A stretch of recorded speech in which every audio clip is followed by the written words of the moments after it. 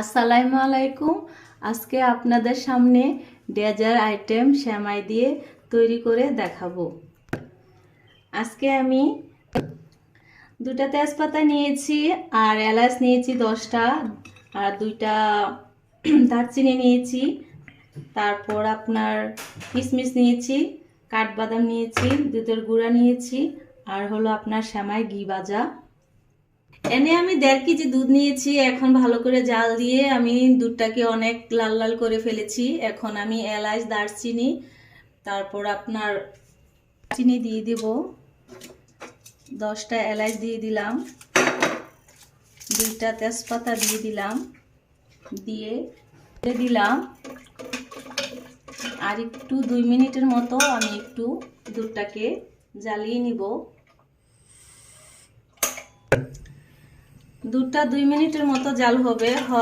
তারপরে 2 মিনিটের জাল করে আমি এই এলাচ যেগুলো দিয়েছি আপনার এই দুধের মধ্যে, এইগুলো আমি উঠাইয়া ফালাই দেব।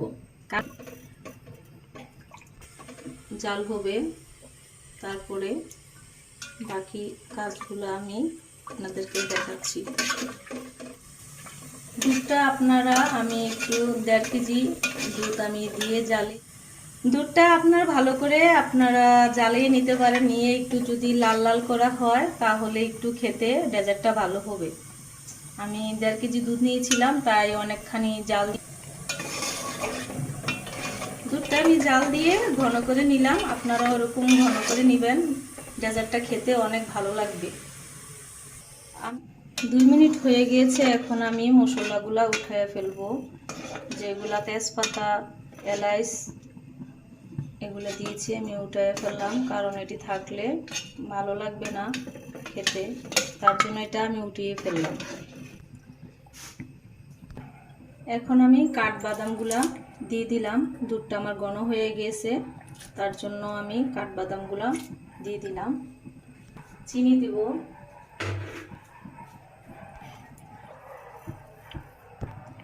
চিনি দিয়ে দেব কারণ আমি একটু মিষ্টিটা কমই খাই, তার জন্য 1 কাপে দিলাম।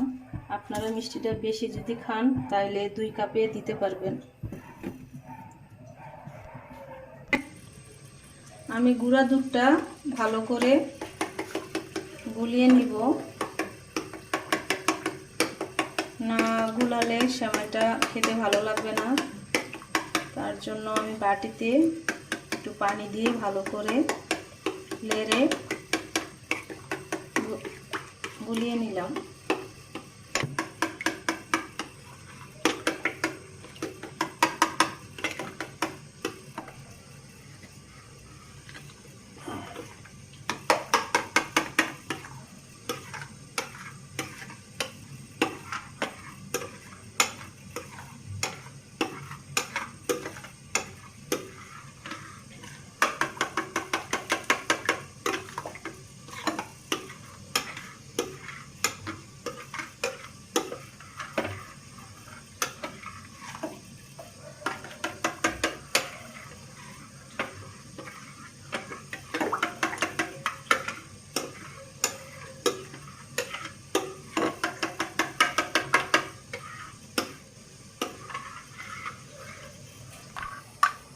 দুধটা আমি দিয়ে দিলাম, গুঁড়া দুধটা।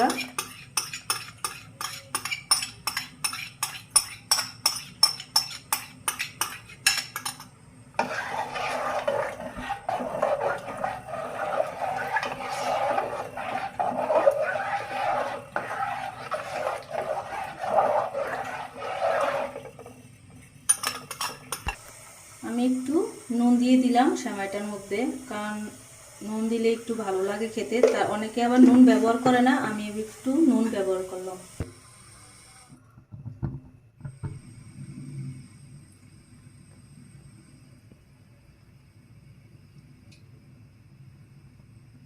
দুধটা আমার অনেক ঘন হয়ে গিয়েছে। এখন আমি সেমাইটা দুধের মধ্যে দিয়ে দেব।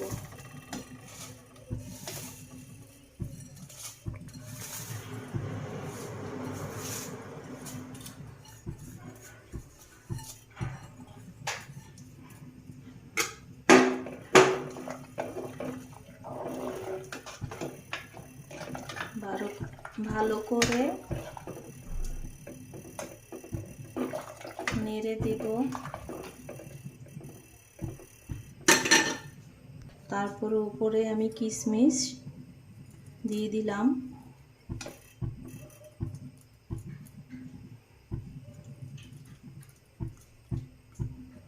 এটা হলো আপনার দুধটা ভালো করে ঘন হয়েছে।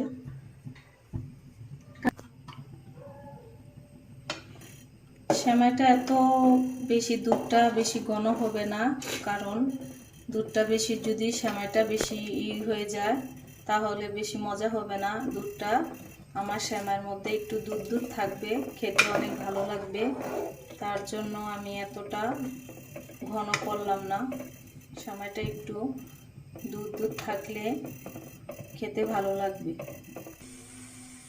এত বেশি ঘনও হবে না, আবার এত বেশি পাতলাও হবে না, একটু মাখা মাখা থাকবে। সেমাইটা খেতে অনেক ভালো লাগবে।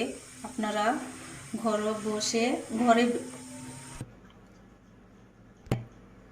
এই যে আমার ডেজার্টটা হয়ে গিয়েছে। আপনার দেখুন আমার সেমাইটা কেমন হয়েছে, অনেক সুস্বাদু। এভাবে একটু এত দুধও হবে না, আবার আপনার এতটা ঘনও হবে না, একটু মিডিয়াম মিডিয়াম থাকবে, একটু মাখা মাখা থাকবে, খেতে অনেক ভালো লাগবে। দেখুন আজকের রেসিপিটা আমার এখানেই শেষ। আল্লাহ হাফেজ, আসসালামু আলাইকুম।